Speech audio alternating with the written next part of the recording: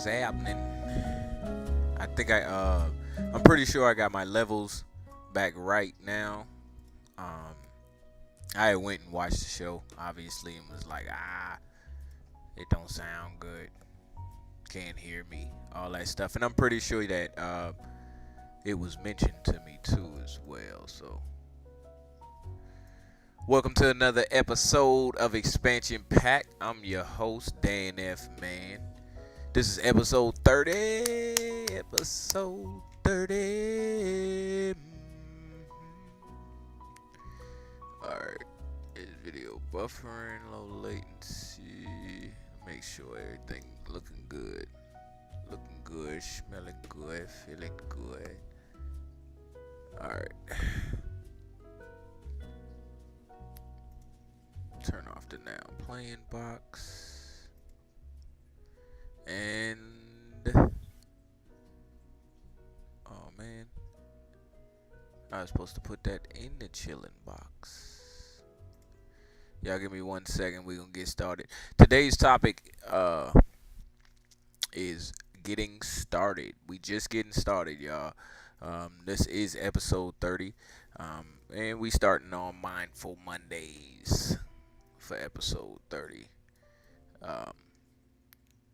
Now, life has its own beginnings, every which way, and for every time that you finish something, you start something else.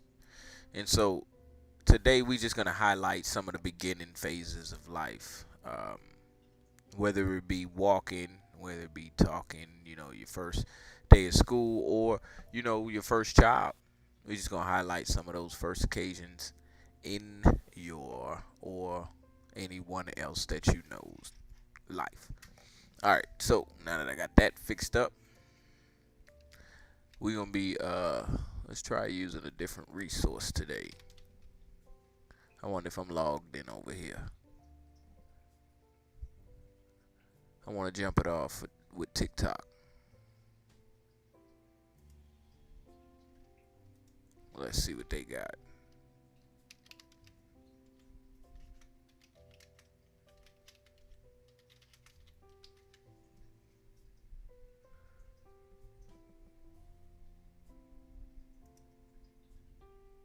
Is a video for first-time moms.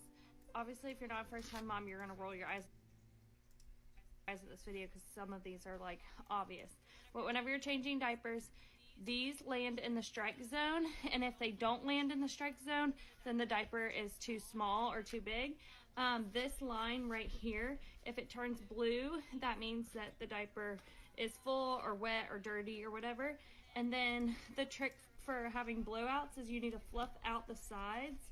So grab this inner bungee cord and flop that out, and then fluff the sides out as well to prevent blowouts.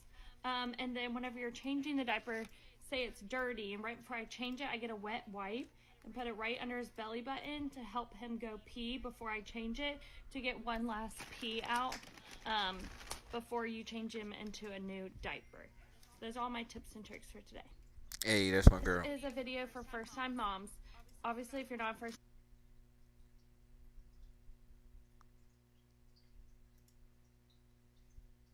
So you didn't wrap the willy when you got busy. Now you have a little one on the way. This is what you're going to need. All right, patience. You're going to need a lot of this. This is literally me driving to the store just to get 2 mangoes because that's what she was craving. They don't play about their cravings. They'll really get down about their cravings. So you got to deal with that. You also got to deal with mood swings, but it's completely normal. So you just got to be patient, understand it.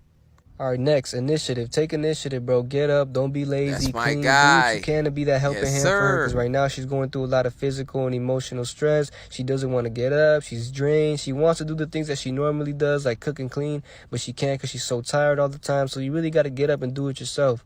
Don't even ask her, oh, can I help you? Because look, 9 times out of 10, she wants to say no because she's already feeling less about herself. So don't ask, just do it. Just make her feel a whole lot better. An initiative doesn't just apply to things like cleaning. It applies to everything. Get her flowers, take her on dates, compliment her, remind her that she's beautiful every day. It's just really just basic effort. She's 5 months along right now, so I know I still have a lot to learn. I'm 20 years old. I know a lot of people my age don't take accountability. So if you don't want to deal with all this, just simply wear a vest when you hop in the ocean, because this is just the beginning.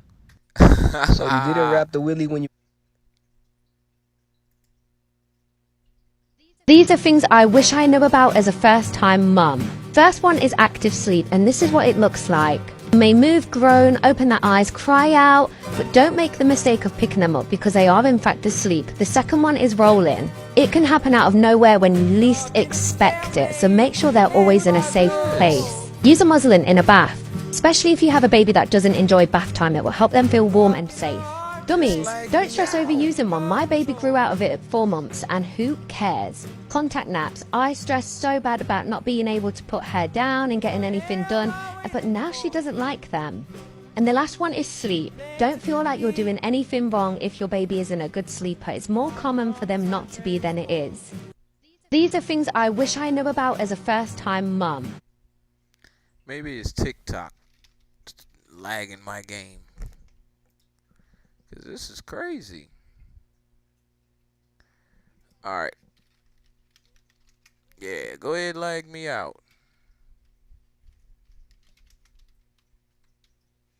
I had liked TikTok. TikTok was cool. I'm about to restart my whole PlayStation. I don't know what that is.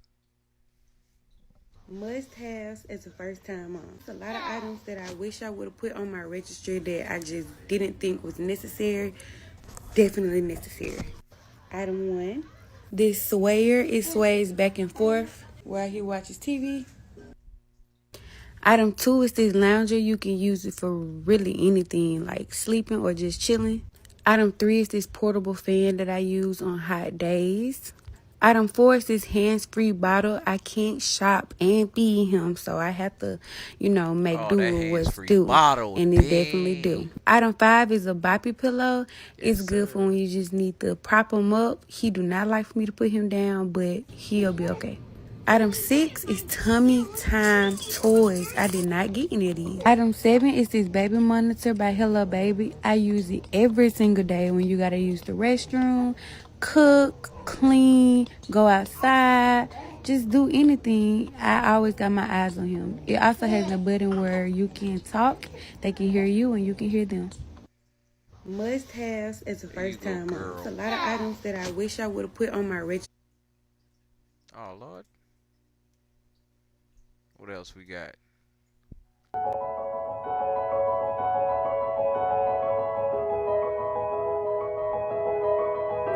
We always like talking in our videos. Tips on giving birth from a teen mom. My name's Kyla. I had my baby at 16 years old. Jeez. I am now 18 years old, and I'm going to share some tips with you guys. And here's my tips and personal opinions on what I would do next time I give birth / to better prepare myself. Number 1, packing more clothes. This is a big personal debated opinion. Some think, just pack a few clothes that are comfortable. You're going to be gone and go home in a couple days. Personally, you never know. I had to stay in the hospital extra 2 weeks. Not everybody else's case. You genuinely don't know how long. And if you live far from the hospital, for example, thank goodness I didn't, so people could go get me clothes. You're going to want to have the clothes that you're comfortable in. So if you're deciding, should I bring those 2 pairs of pajamas? Yes, bring them. Bring comfy, loose clothes. If you have like loose fitted dresses, that's really good. Very comfy. Or shoot, maybe even a robe. You're in a hospital. 2, get yourself some underwear for postpartum. The hospital ones are good, but I recommend the Freedom Mom ones. Very, very comfortable, and they fit snug like some boxer shorts. 3, have yourself a set birthing plan. This is also personal. You may want to just go in there and do the dang thing, but for me, mentally having a birthing plan helped me personally. Like, I wanted certain things and I didn't want certain things. But keep in mind, things change. Don't expect to come in and have a perfect birth because you never know what could happen. C-sections happen, emergencies happen, so you don't want to have the highest utmost expectation of how you want this perfect birth and then be really, really shut and bummed out that it didn't happen your way. More specifically for the birthing plan, I would have the don'ts of what you want and what you don't want. If you want a peanut ball and you want to be active, get up, walk around, jump on your peanut ball, That means, hey, tell your nurses that. When you get there, have the birthing plan ready to give. Have somebody to advocate for you for your birthing plan. A lot of doctors will try to change it up because they're like, hey, I want to get this thing rolling. You don't have to do nothing that doctors say. Another personal opinion. Only having immediate family while you're in the hospital. I know everybody wants to see that beautiful baby you just birthed, but having that personal time with your baby is something you won't get back. Those first few days in the hospital are time for you, your baby, your partner to bond with your child. You just carried that child for 9 months. Just embrace it and enjoy it. You can tell people no. No, I don't want you to come to the hospital. No, I don't want you to hold the baby. I want to hold the baby because I just birthed the baby. I only had immediate family come to the hospital after my birth, and I really liked that. People got to see my son probably 2 weeks after I came home. You know, you have to get adjusted to this new life. So really don't feel pressured to have everybody come in and see your child. At the end of the day, it's your decision. Do what you feel is comfortable. Bring snacks. Y'all know hospitals do not have the best food. They do have decent snacks, but personally, I could only drink water and Jello and like ice chips, popsicles. So bring the snacks you want to bring for after birth. You're going to be hungry.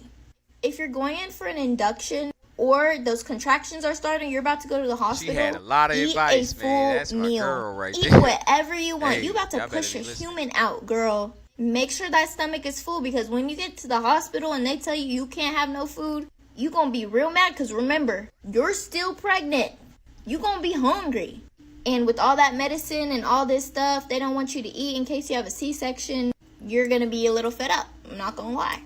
Let me know if you guys want a part 2 to this. I have a few little more tips. I hope you guys that are watching this who are pregnant have a beautiful and a happy, healthy baby and birthing experience. I'm a young mom with 3 young kids, and I'm going to give you advice that I wish I would have had when I was a first-time mom. First up, learn how to use your breast pump, your bottle warmer before the baby comes. Because the last thing that you want when the baby comes home and the baby's screaming and you don't know how to warm up their bottle. And you don't know how to work it. Everyone tells you to get blackout curtains for the nursery, like where the baby's going to be sleeping. But let's be honest, most people keep their baby in their bedroom with them for the first few weeks or months. So get blackout curtains for your bedroom as well. Register for different types of swaddles, passies, bottles, and things like that, because you never know which kind your baby's going to like. So don't get stuck on one specific brand, because they might not like that kind. It really doesn't matter how you deliver your baby, whether it's a C-section or you deliver vaginally, but definitely take Colace stool softener or eat a high fiber diet, because just trust me.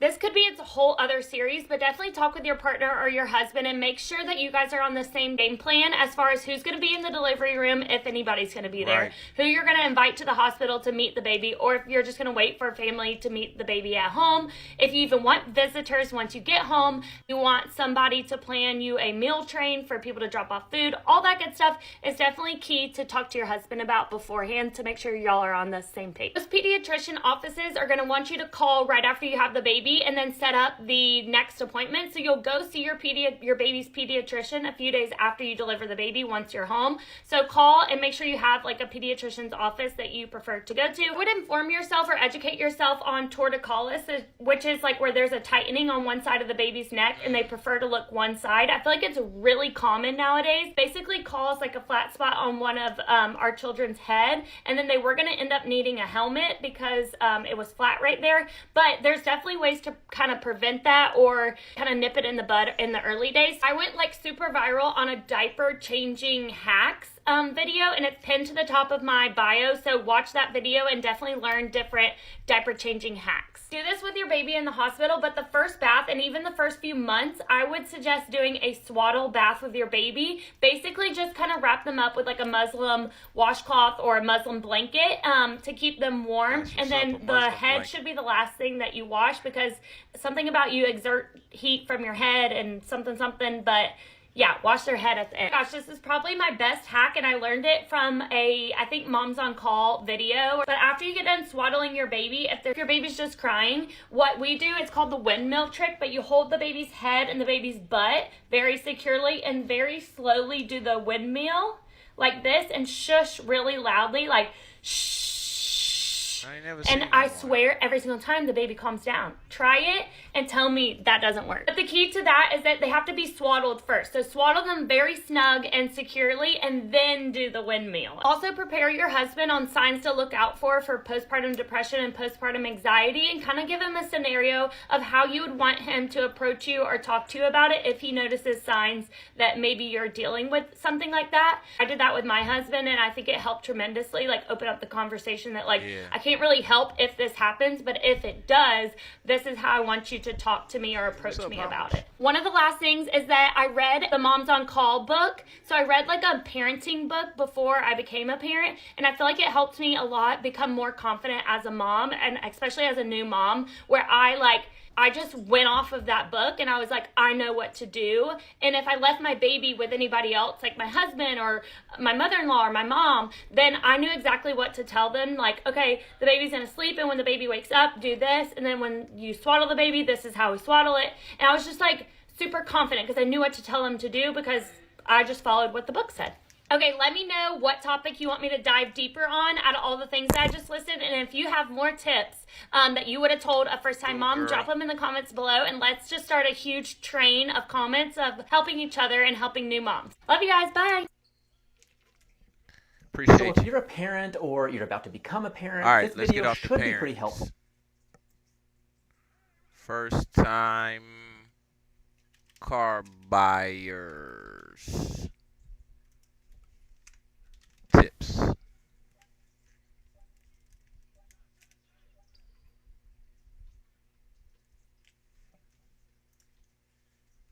You're a first-time car buyer or just somebody who has bad credit and you want to know how to get the best deal at the dealership, this video is for you. If you don't know who I am, my name's Billy. I'm a car buying expert and I love saving you money at the dealership. So why did I compare first-time buyers to people with bad credit? Well, typically people with bad credit got that way from a vehicle loan, and that was because they were once first-time buyers. The first thing anybody does immediately after entering the dealership, if they have troubled credit or they are a first-time buyer, is announce this to their salesperson. The person that works on commission is probably the last person you want to tell that you're coming in at a disadvantage. Now, I'm not saying every salesman, but a lot of salesmen will definitely take that and run with it. If they smell weakness, this means money. That's right. You've basically wiped out your chances to negotiate anything off the price because they're doing you a favor now just getting you approved. And don't even get me started on the approval because they're going to take advantage of you. If they know that you have bad credit and you know that, or they're a first-time buyer and you don't know what you're talking about, you're going to get the rate that makes the dealership the most money. In my opinion, there's no reason to tell the dealership my financial situation, my credit score, my down payment, or any of that information until I've got a car deal sitting in front of me, until I know what price I'm going to be paying. And hopefully you did your homework and negotiated that price. I definitely recommend getting a pre-approval. This will give you a nice reference point when you go to the dealership and make it much harder for them to take advantage of you. However, if you have troubled credit, you'll likely have to use the dealership financing. They will probably send you to a couple of subprime lenders they work with, and this will yield a pretty high rate. Just make sure to ask them, what's the buy rate? This is the rate they got and not the rate they told you. In the end, what your credit score looks like or how thin your credit file is if you're a first-time buyer shouldn't reflect what you pay or what deals you can negotiate. The only thing that should affect is your finance rate, but if you're smart, you should be able to still wrangle a pretty good deal. Of course, you can always bring a cosigner and some down payment. This will help you get the best interest rate possible. Remember, two wrongs don't make a right, so there's no reason if you have bad credit or thin credit as a first-time buyer to look for pieces of shit. Vehicles that are really depreciated, have lots of miles. The bank is simply going to say no. They always rather you take the nicer vehicle if you can afford it, because that way if you don't pay your bill and they come to repo it, they have something to sell at auction that's worth something. If you know any first-time buyers out there or people with bad credit that could use this information, please hit that share button, and thank you so much for all your continued support. That's my guy. This is how I would buy a car as a first-time buyer. Make sure you guys hit that follow button and leave a like. Let's get straight into it. Damn, I'm happy I didn't drive Travis Kelce. Oh, hey, how can I take advantage of you today? Yeah, I was just shopping online for my first car, and I noticed that Honda Civic that you guys had. I wanted to test drive it. Oh, so it's your first car. You sure you don't want to look like that Mercedes-Benz we got, or that 2010 BMW? Nah, it's my first car. I just want to get something that's reliable and get me from point A to point B. Plus, insurance is super expensive on cars like those, and they aren't reliable. Alright, look like you know something. Let's go test drive your thing. Alright, so we test drove it, you like it. Let's take a look at some financing options for you. Just fill out this credit application with how long you've been on your job. Well, I've actually been on my job for a year, but I'm already pre-approved with my own credit union. So unless you guys can beat my rate, I don't need your guys' financing. Well, what's your rate? My credit union gave me 14.99%. And honestly, I did my research. I don't think you guys can beat that. So let me just see what the numbers look like. Well, I tried. How much money are you looking to put down? And are you interested in any type of service contract or gap insurance like that? Well, I was looking to do like $2,000 down, enough to cover taxes. I definitely want gap insurance, but I don't know about the service contract. It is a Honda. Maybe show me one with something that just covers like electronics or something like that. All right, I'll be right back. So I got you with the sales price of $20,000 plus gap, and we got you a small warranty just to cover electronics. You're looking at about $23,000 out the door. You see the signature from me right here. Looks perfect. Here's my pre-approval check. How do you know all this information anyway? You said it's first time buying a car. Because I follow Life with Key. Good morning, good morning, good morning. Let's talk cars with Deshae. Now, I know I've been off topic for the past couple of days because I ain't gonna sit there and lie. When I got that DM about paying me to, like, approve people car loans, that kind of set me back a little bit. And I was contemplating to see if I wanted to continue to do this because I don't like to feel uneasy when I'm doing stuff. But I prayed about it, and here I am. So y'all already know what time it is. It's time to go to school. So grab your pen and your paper, and let's go to school. So basically what we're going to talk about today is going to be the First Time Buyers Program.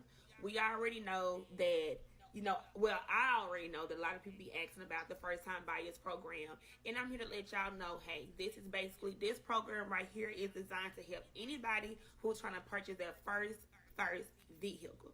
Now, no lie, these programs can make it easier when you're trying to, obtain financing, getting good terms, and even receiving additional incentives like rebates and XYZ, okay? So let's go ahead and get into them. So with the First Time Buyers Program, there are special financing options. So many car dealerships offer special financing rates for first-time buyers. So this may include low interest rate or more flexible loan terms. Dealerships often run their own promotions, so they can actually add additional savings or perks when it comes to first-time buyers, like such as free maintenance packages or even extended warranties. Credit unions also, they offer the First-Time Buyers Program. To be honest, when I compared credit unions versus the traditional lenders, the credit unions, they offer more competitive rates in terms when it comes down to the First-Time Buyers Programs, especially if you're a member. When it comes down to your credit, score when you're trying to get into the First-Time Buyers Program, a lot of times the first-time buyers have limited credit. So that means you guys, you just possibly open up some type of credit card, something like that. But having a good credit score or establishing some type of good credit can actually have their advantages. But when it comes down to the First-Time Buyers Program, you may have limited credit, so they will sometimes accept you. Income verification. Proof of income and employment is going to be typically required when you are trying to get into the First-Time Buyers Program. So please be aware that they may ask you to provide proof of income, or they may verify your employment before they actually fund the loan in this particular program. When it comes down to the down payments in the First-Time Buyers Program, you may require a down payment. It may not be as high as if you already had poor credit, which means that you have established credit but have collections, charge-offs, things like that. But with the First-Time Buyers Program, with anyone with limited credit, you are going to have some type of down payment. May not be as much, but you're going to have to come up with something.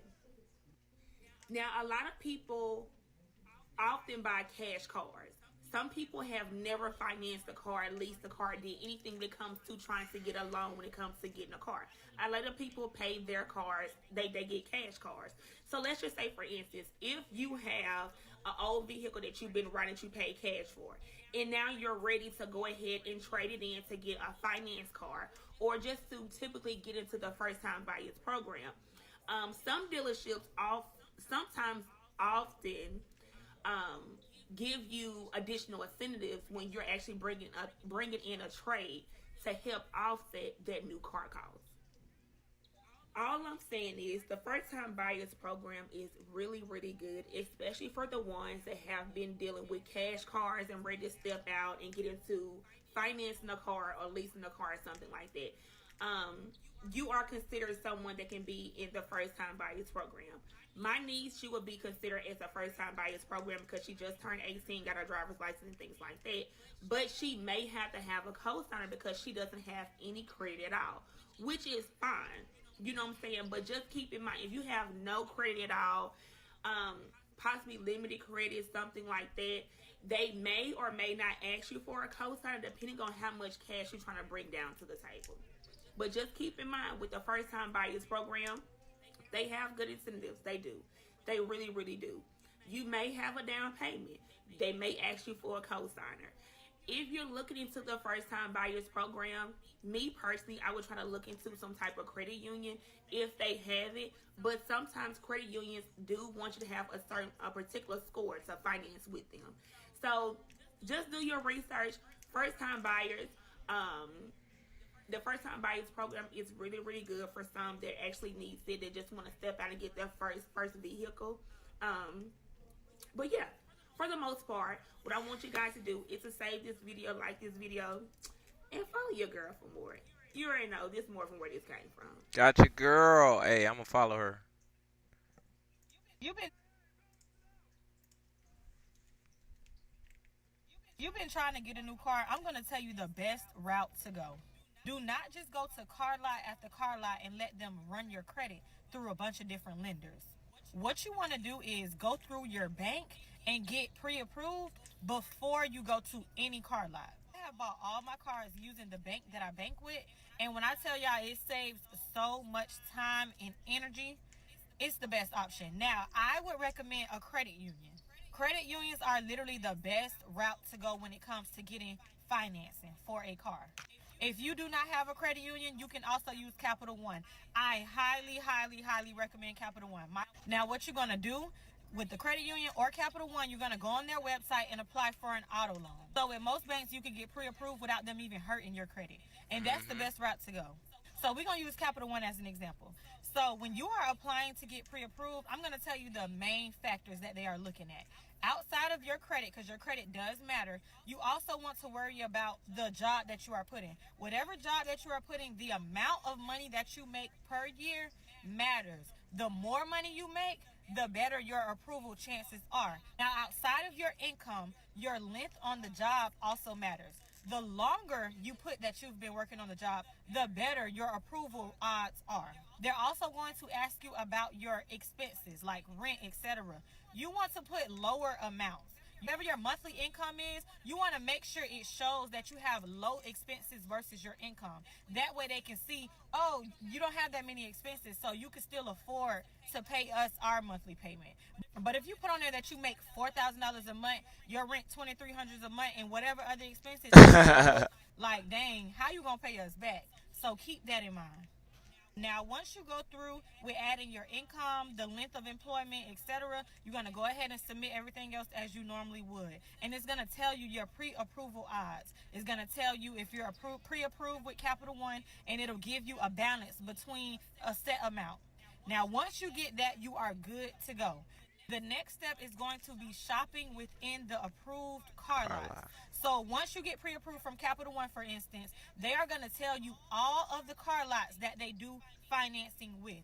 You want to stay within that list because that's who Capital One would send the money to. If it's not within that list, then, you know, you're wasting your time. But the good thing about it is most of the banks, they work with a lot of car lots. So you don't even have to worry about that. That's not going to be your issue.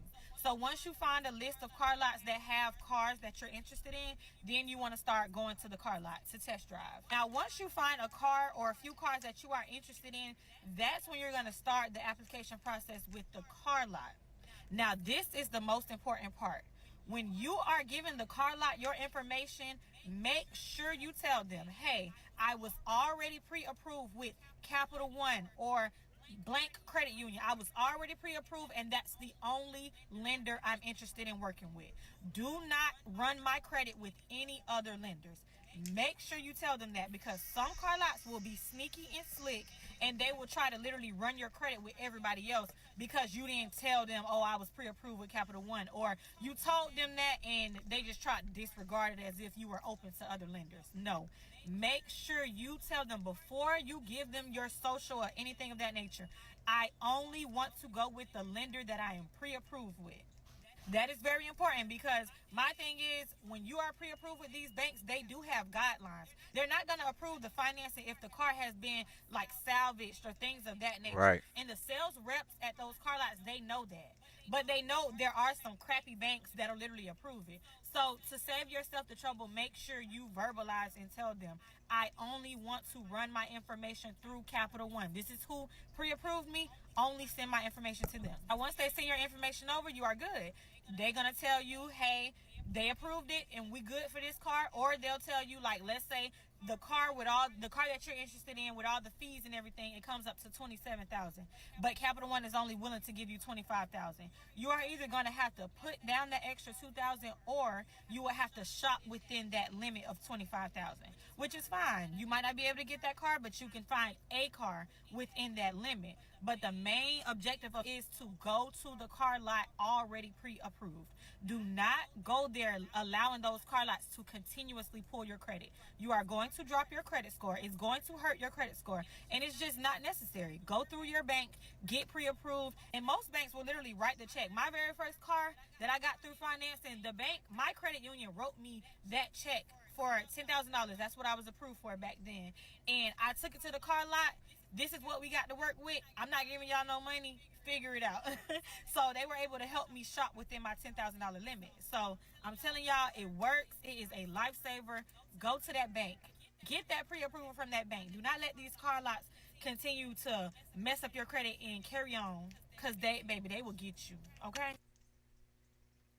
That's my girl. I just sold a car to the most perfect first-time buyer. Let me break it down for you guys. So this gentleman came in, he saw a car that we had online. It was a 2019 Toyota Camry, priced like $2,000 below the market. At first, he just wanted to look at the car, open the door up, make sure everything looked good. He connected his phone. Listen, I threw him the keys. I told him, listen, take your time, make sure you like the car. If you need any help, I'm inside. Cool. He comes back inside. He's like, yeah, this is the one. So ended up doing a credit app. He's a 650 score, makes a little bit over $3,000 a month from Amazon. So full-time work at Amazon. Came with 6 G's down, baby. Came with 6 G's down. Pretty much an instant approval through Santander.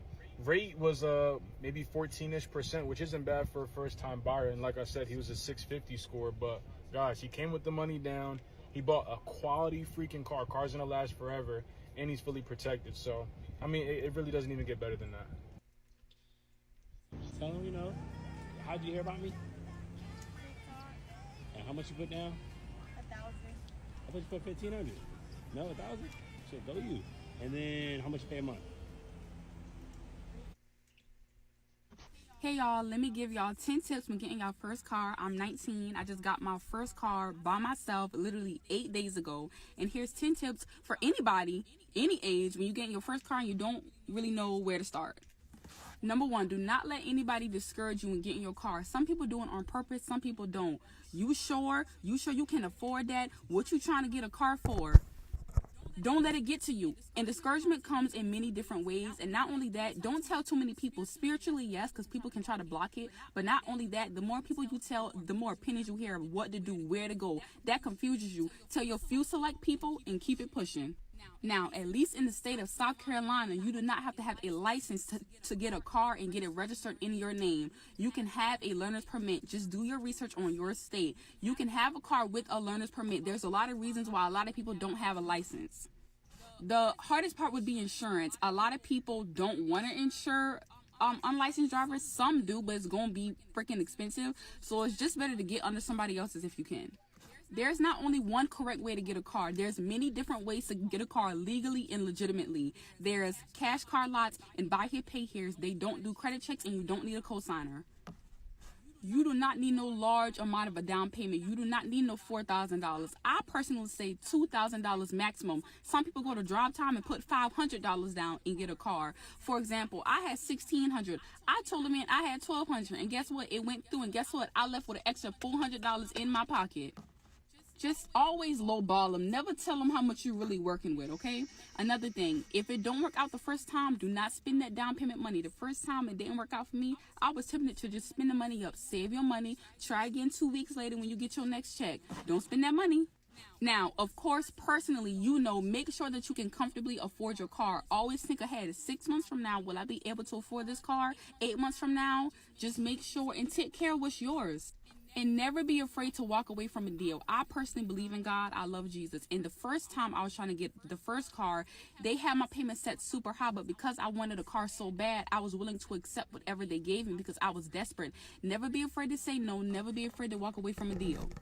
Don't feel bad about what you want. Of course, be realistic, but have your boundaries of things you are okay with and things you aren't okay with. Stay safe. Mistakes and accidents do happen, but it's going to be okay. You got this. Last but not least, if you like me, you suffered a lot of car abuse from family, friends, from being threatened, people using the car as a power trip, getting kicked out. It's going to be okay. You can get your car. Save your money.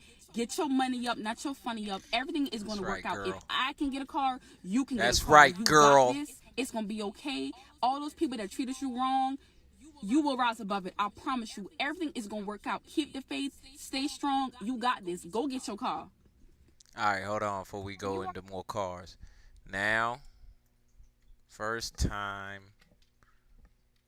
home buyers tips. There we go. Let's run it. Here are 5 tips I have for first-time home buyers. Hi, my name is Talia. We love a list over here, so make sure you're following her daily list. So hold on, wait. I got to go back before. And I got to go follow her, old girl. Hey y'all, let me give y'all 10 tips when getting y'all first.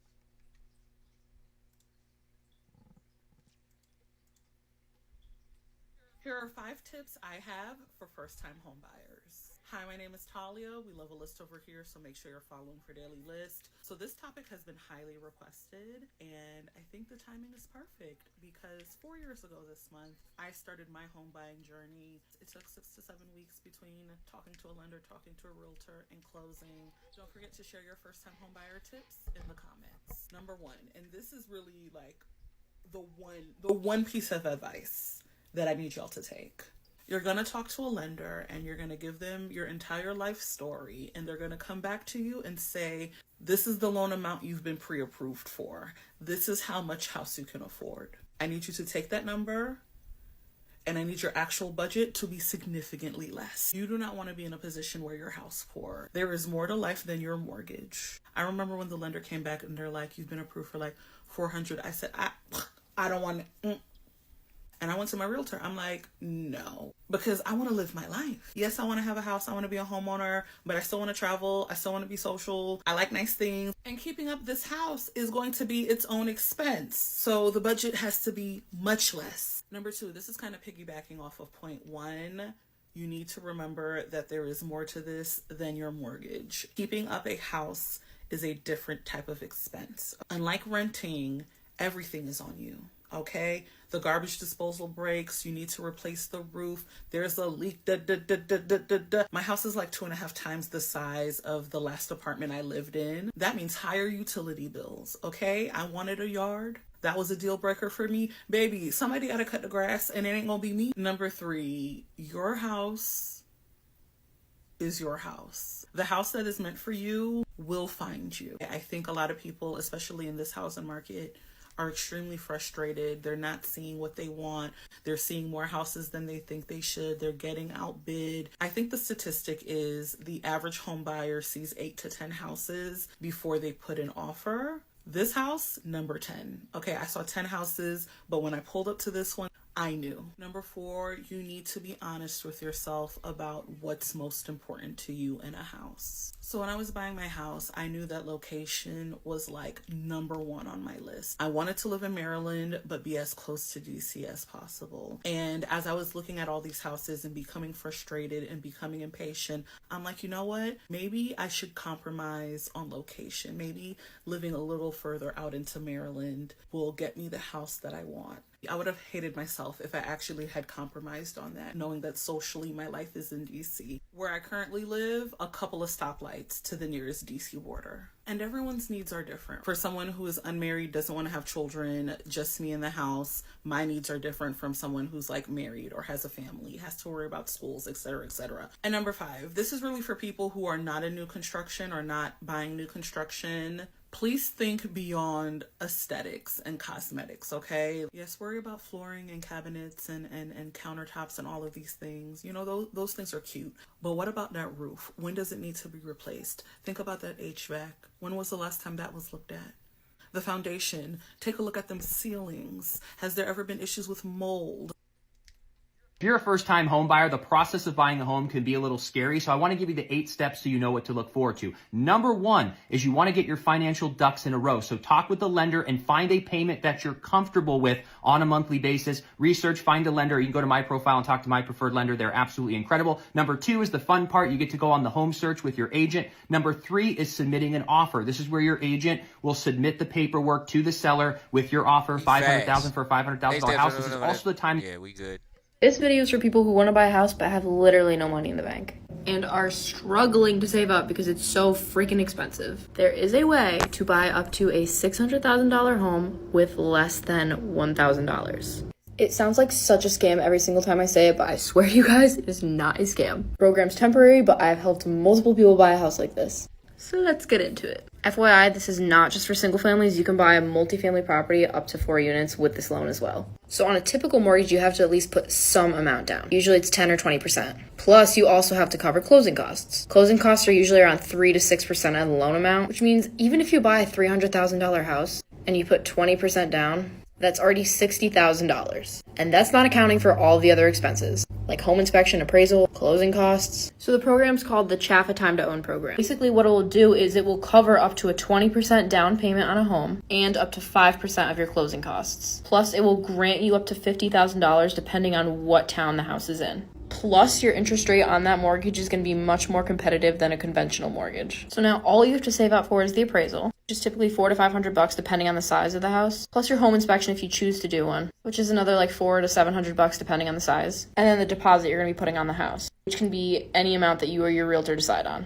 Deposit amounts usually start at $1,000, but you can get this back at closing, or you can put it towards your mortgage. So yes, this program's freaking insane, and that's why funding for it constantly is running out.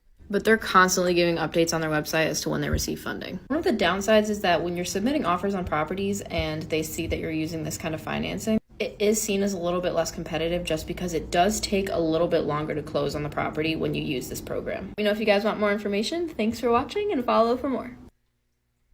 Things I wish I would have known before I became a homeowner. The person performing the inspection does not work for you, they work for the real estate agent. Make sure to be a part of the inspection. The big questions I always ask, because those are going to be the biggest repairs. The age of the roof. Roofs usually last about 20 years. The age of the water heater usually lasts about 8 to 10 years. Age of the HVAC unit, because that will be a costly repair if it's old and if it doesn't work. If there is any sign of mold, pay that extra amount of money to do a mold inspection. The last thing you want to do is move into a home and find out you have mold and rotting wood. Check every handle, every single outlet, every faucet, flush every toilet. You want to make sure that the water is working, that the pipes are clear. When putting an offer in, you have to literally write out everything that you want in the home. It includes the appliances, the window treatments, the mirrors, because they will take anything that is not physically in the wall with them. If you do make an offer, I always like to make it contingent in a period so that, if there are multiple offers, yours is going to be the best offer. For example, this offer is only valid for 48 hours. If there is a counter offer, you can escalate it by like $10,000 and they have to make a decision in this 48 hours. If that unit has been sitting on the market for more than 30 days, there is a large room for negotiations. Also, flags of like what's going on with this property. You can always negotiate your closing costs, the percent that the real estate agents get, the repairs that need to be done. I bought a property when I was 25 without seeing the property in person, never was there for the inspection. So when I helped negotiate a new property, I learned my lesson and I'm teaching you guys everything I wish I would have known the first time. Choose your realtor and your lender wisely whenever you start the home buying process. They can make or break your deal. If your realtor say what they think the seller won't do upon you asking without asking, get you another realtor. I recently had a client that qualified for a loan which required 0% down. Her realtor told her that being that she had got a loan for 0% down, that the seller couldn't give her no more than $4,000 in closing costs. For those of you that don't know, anytime you're a first-time home buyer, the seller can give you anywhere between 1 to 6% to help with your closing costs. For those of you that don't know, your down payment doesn't cover your closing costs, and your closing costs doesn't cover your down payment. So my client was misguided and missteered because they were first-time home buyers. So you can get up to 6%. Not only that, if your realtor tell you upon the inspection report coming back something you concerned about that you want to ask to get fixed, and they immediately tell you, oh, the seller's not going to do that without asking, get you another realtor.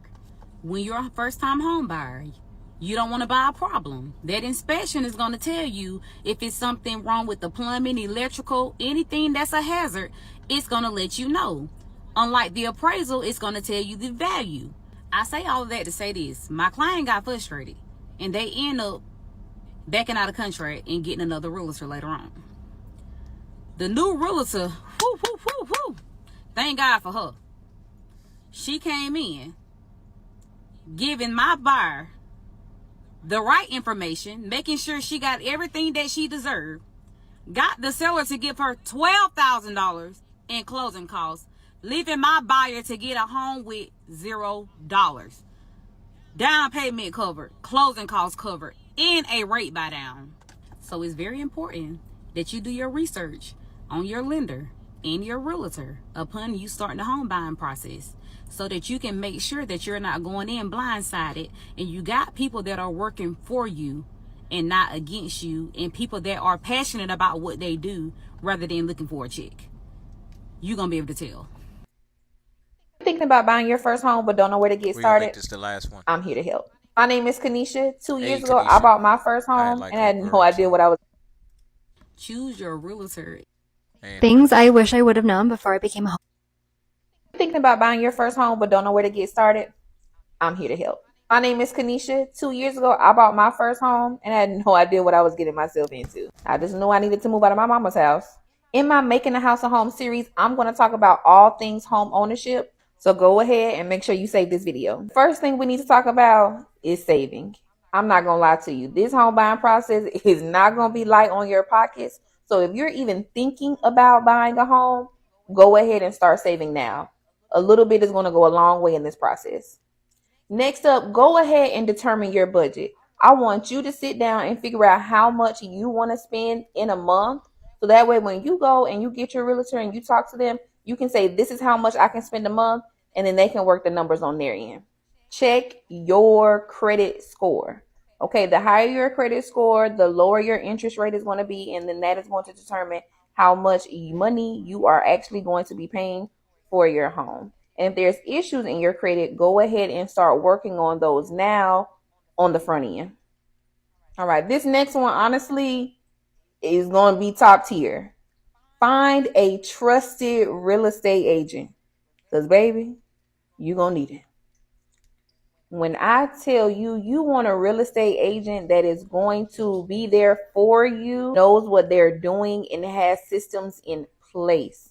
Okay, and shout out to my realtor, my good sis, Sold by Chic, because she kept me together during this process. Once you and your realtor are locked in, then you're going to work on getting your pre-approval. The pre-approval basically tells you, based on your current situation, this is how much of a loan you can get for a home. Do not start your home hunting process until you have gotten your pre-approval and you know how much of a loan or how large of a loan they're actually going to give you. Now, I'm not going to lie to you. That house hunting process is stressful.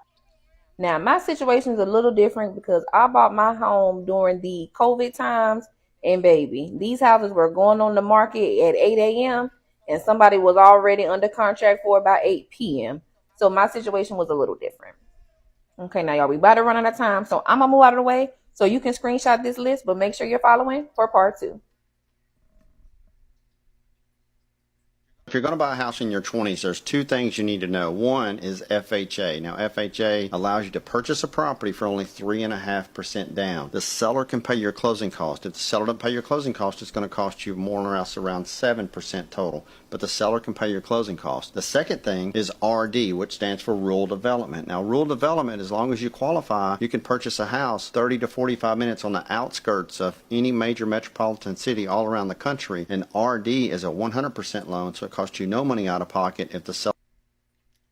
Hold on, girl. How you get the video to cut off? If you're going to buy a house in your 20s, there's two things you need to know. One is FHA. Now, FHA allows you to purchase a property for only 3.5% down. The seller can pay your closing cost. If the seller doesn't pay your closing cost, it's going to cost you more or less. I was listening to that, and it just went on. I've been a homeowner for 2 years now. I bought my first home when I was 28, all by myself, single income. I made it happen. And I bought it in Southern California, but not Los Angeles. So here are a few things that happened to me or that I learned along the way. It took me 3 years to prepare. It was a 3-year journey from when I decided that I was serious about this and I wanted to do it to when I actually did it. And in those 3 years, I prioritized paying down my credit card debt. That was the very first thing I did. And then saving up enough money for a down payment. In order to do that, I had to get really, really strict and financially disciplined. I was aggressively saving. So I was saving like $1,000 every month. But in order to do that, I had to cut out a ton of expenses. So I had to be super duper strict. But honestly though, I think the average person can save probably double the amount that they're currently saving, or just in general, you can save way more than you think you can. You just need to get financial clarity. And I'll make a whole separate video on that. But that allowed me to really pay off all my credit card debt and save up what I needed rather quickly. And the second thing is that when I started this journey, I was in the NACA program. If you don't know about the NACA program, you can Google it, NACA. But it ended up not being the best thing for me because with my income, what they were approving me for as far as the mortgage they'd be comfortable with me paying was too low for this market. I'm in Southern California. I realized that I wasn't going to go with NACA. I applied for a conventional loan the next day. And I kid you not, less than 30 days later, I was closing on my house. So, a conventional loan is not always a bad thing, even though there are programs out there like NACA to help with first-time home buyers. It really just depends on what market you're in and what's realistic for you. 3 things that caught me off guard as a first-time home buyer. Taxes. God dang, you pay a lot of property taxes and you have to pay about 2 times a year. But in my city, there were also supplemental taxes. So it was outside of the taxes that the escrow account covers. I had to pay $4,000 for supplemental taxes. All of this to say, you don't want to spend every single dollar you saved on your down payment. You want to make sure that you're going into this home with a good chunk of change in your savings account for things that you aren't expecting or completely prepared for. You want to have your money straight. So my down payment ended up being half of all the money I had. I think I had saved $40,000 and my down payment was $20,000. So my house was 20 years old when I got it. Some major maintenance things that I've had to do. The water heater busted. It flooded a big portion of the house. That cost $13,000 to fix. But because you have home insurance and you'll probably have a home warranty, because these are things that your lenders make sure that you have, that money's not coming out of your pocket. But I'm just saying, it was a very costly thing, but I didn't have to pay for it. My insurance and my warranty actually worked together to pay me out more than I needed so that I was actually able to make some upgrades. So, play your cards right, y'all. Something's going on with my roof. Every time the wind blows really hard, my shingles are all over my yard. So I feel like I'm going to have to get my roof replaced. And a roof alone is a $20,000 project. My sprinkler system busted and I really care about my plants. So I think I paid $1,500 to have someone come out and dig up the old lines and install a PVC pipe. Other things that I wasn't really thinking about was, I mentioned before, my square footage has quadrupled. And I didn't really think about what it would be like to go from cleaning a shoebox to cleaning a warehouse, basically.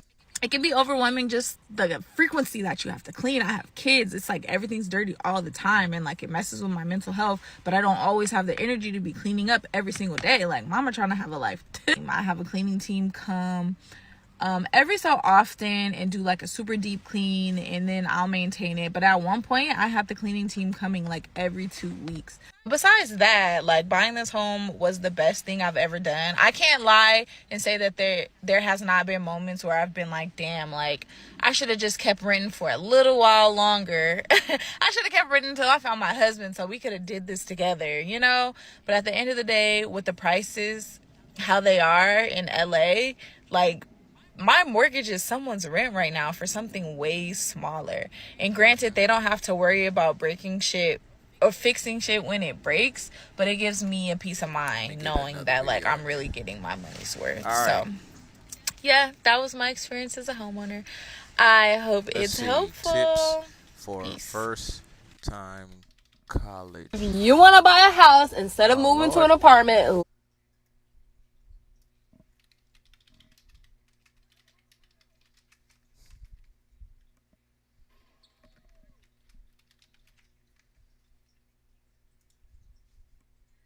listen, hold my hand. Community college is not that bad.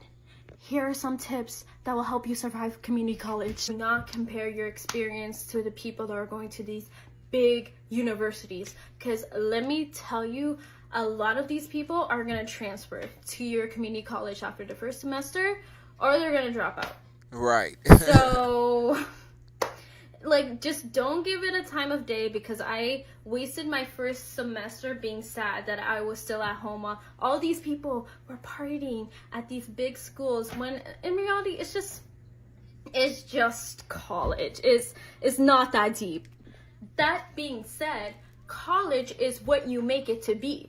So if you go to class and then just go home, that's your whole college experience. You have to join clubs, you have to volunteer, you have to apply yourself.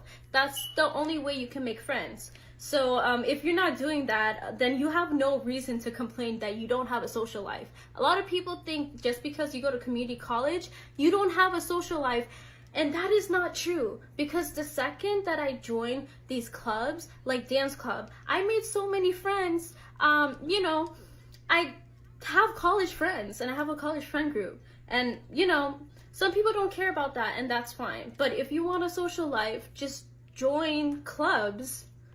Please take advantage of the resources you have, because let me tell you, these same resources that we have cost so much more at these universities. There are additional fees for using the tutoring center. Literally, my friend has to pay like an additional fee to use her tutoring center when I get to use it for free.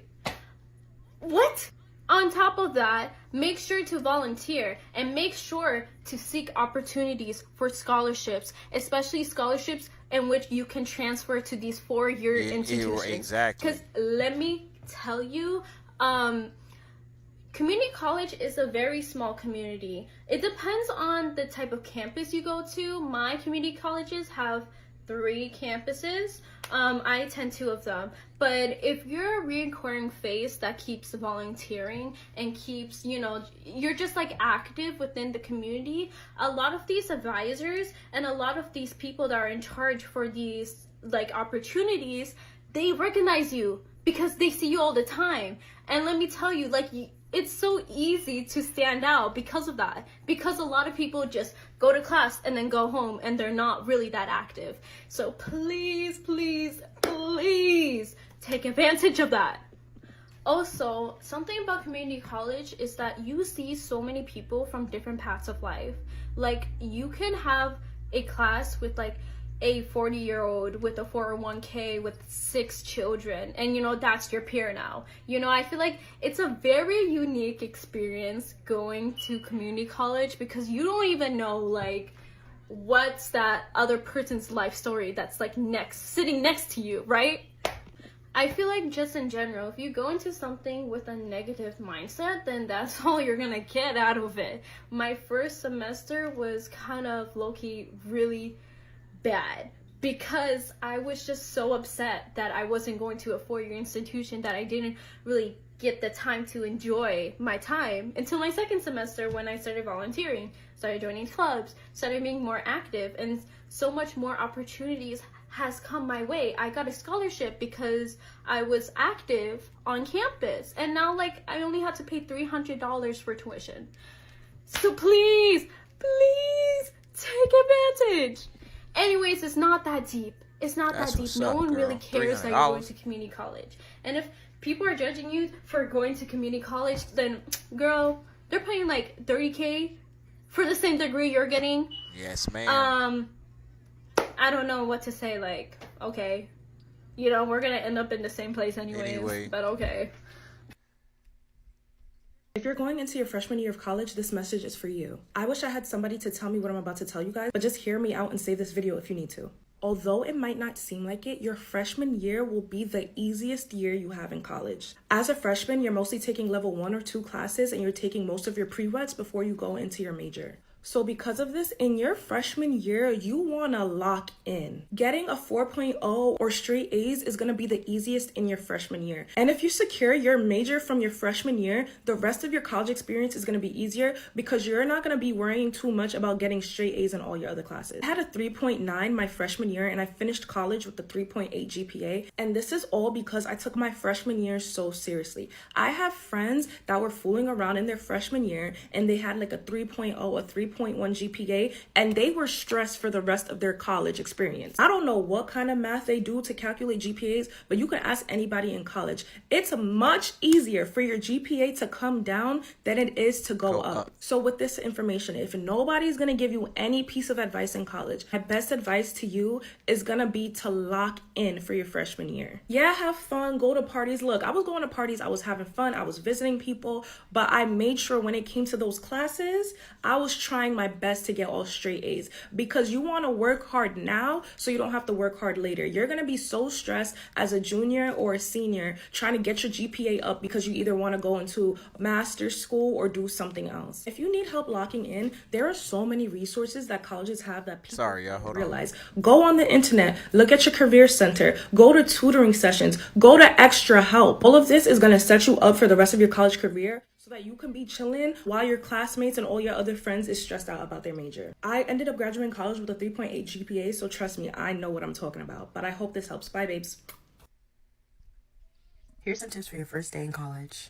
First, I would set my schedule as my lock screen. I did that for a good 2 to 3 weeks when I first got into college and I was trying to get around for my classes and everything.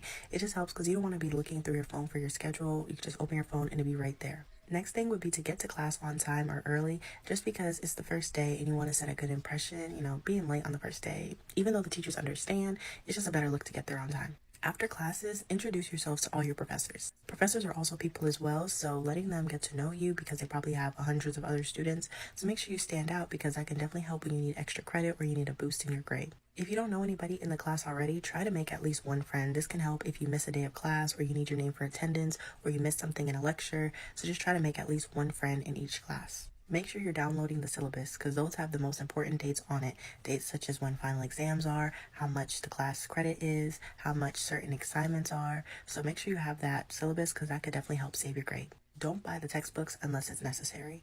9 times out of 10, you probably won't need the textbook. I know my freshman year, first semester, I bought all the textbooks just to realize I didn't even need them. Don't even need now, them. I just go online and I can find the textbook there. Unless the teacher says the textbook is required, you 9 times out of 10 don't need the textbook. Lastly, just make sure you're going to class prepared. It's the first day, so you would assume you come with like your notebook, your pencils and everything. But before you leave your dorm, make sure you have everything in your bag because you just don't want to be that person asking for a pencil on the first day.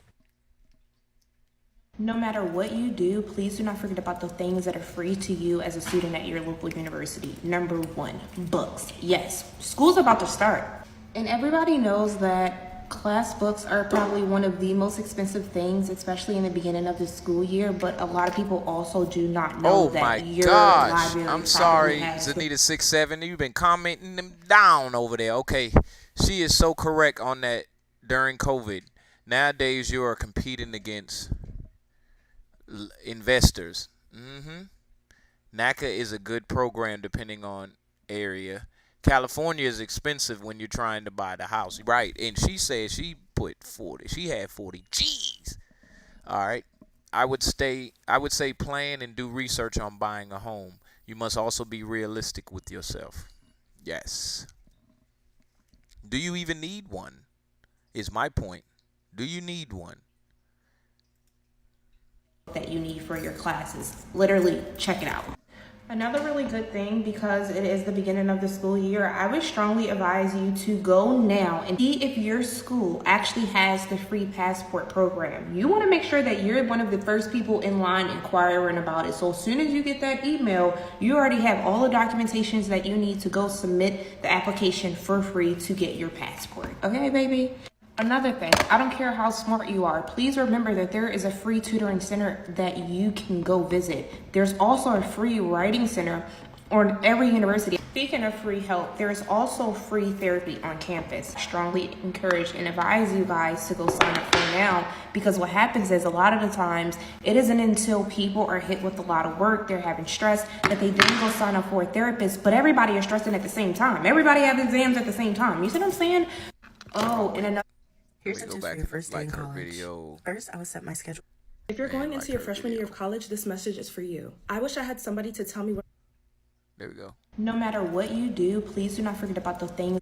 There's also a free writing center on every... until people are hit with a lot of work, they're having stress, that they then go sign up for a therapist, but everybody is stressing at the same time. Everybody has exams at the same time. You see what I'm saying? Oh, and another resource that may also be available is a food pantry. A lot of times schools have food pantries for students. And the last one I can think off the top of my head is going to be emergency assistance for getting home during an emergency situation. So basically, if you're trying to get home and you don't have the funds to get home, but you live a little ways, you can actually go to your student affairs chair and talk to them about what's going on, and they will figure out how to get you home and get you whatever you need, whether it's a flight, whether it's a train ticket, blah, blah, blah. You get it. Bye-bye. So my next thing is, do not let anybody convince you that your health is lame. Colleges are a breeding ground for germs. I have been more sick in college than I've ever been in my whole life. Wear your mask, sanitize, wash your hands, don't eat and drink off other people, don't even smoke off other people if you don't know them like that. If you don't know, ask. I literally constantly reached out to people. And what I mean by that is, find you a mentor, find you somebody who can guide you through this process. Get you that bond so you can have a safe space to ask questions. Get you a planner and a calendar, even if you got to use your phone calendar, even if you got to use your reminders and notes app. Do that, because I swear these professors do not be having no mercy when it comes to assignments. And some people, if you miss it, you just miss it and you get an F, and that's it. Another thing, go outside and have manners. Talk to people. Tell people thank you when they open the door for you. Say, hey, good morning, good afternoon, good night. Quick way to make relationships. Getting good with the staff. The CAF staff, the mailroom staff, the janitors, specifically outside of your professions. You need a relationship with these adults because they handle your food, they handle your cleaning, and they handle your stuff. Y'all might call me so head ass for this, but if you're interested in doing anything in the Divine Nine, please keep it to yourself and only yourself. Some people here do not have your best interest. Another thing that I was going to say is learn how to make shopping lists / learn how to budget. Like, that's too far, but if you make a shopping list, you will not overshop, I swear. And utilize them orders. Walmart grocery order, Kroger, Target, Amazon, everything. OMG, use student discounts. Get you that 50% off Amazon Prime. Uni Days has a lot of different things that you can get student discounts on. Target is now doing like a little 20% off student discount. Use them discounts. Leave the seniors alone. When you get on campus, they are going to be predators. Don't do it, babe. Don't. They're too grown. You're too young. Majority of your friends that you make when you're a freshman are not going to be your friends throughout the rest of your college experience. Majority. Take advantage of the fact that you are literally living with so many people that are your age that could have your same interests. Do not just stay in your room. On every floor in my dorm building, there was a community lounge where everyone can just like come and hang out. We was out in that community lounge from 10 p.m. to 6 a.m. every night. That is why I was not going to class sometimes. But that is how you get your community of people. That is how you meet people. Join a club. I'm telling you, it helps. For my Caribbeans, if you're a Caribbean, or even if you're not, join CSA, because if it's anything like mine was, we was lit all the time. So I joined that my spring semester, and I just met so many amazing people. It helped my college experience throughout the entire time. If you want an easy job, be a CCA. I don't know if every college has it, but Towson does. And basically, you just sit at the front desk of a building. I sat in my building, so all I had to do was go downstairs when I had to work. And you sit at the desk and you sign people in. That's literally it. You can do your homework, you can talk on the phone, you can watch Netflix, you can do whatever you want at that desk as long as you're there. And if somebody wants to sign a guest in, you just sign them in. When I first got to campus, there were a lot of girls that were also freshmen that were talking about the fact that they had not lost their V card. Myself included. Oh man, all of I us were gotta like, change. okay, like I guess this is time. No, it's time whenever you decide it's time.